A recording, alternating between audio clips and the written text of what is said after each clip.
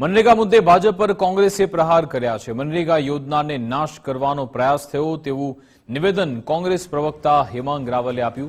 ગ્રામસભાના અધિકાર છીનવી અધિકારીઓ વહીવટ કરે છે। મનરેગામાં થયેલા કૌભાંડ સામે કોંગ્રેસ હવે ઝુંબેશ ચલાવશે। મનરેગા યોજનામાં એક્ટ નહોતો।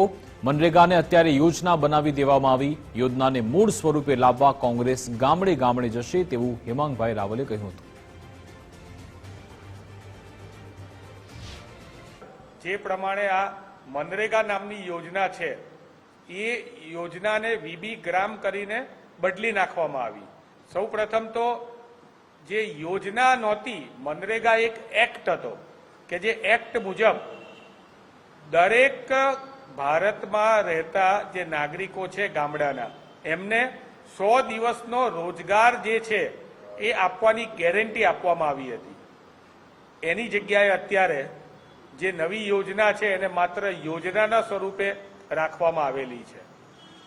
પહેલાની યોજનાની અંદર 90% ફંડિંગ કેન્દ્ર કરતું હતું અને 10% માત્ર રાજ્યએ ચૂકવવાના હતા અને આજે આ રેશિયો 60 અને 40નો કરી દેવામાં આવ્યો છે।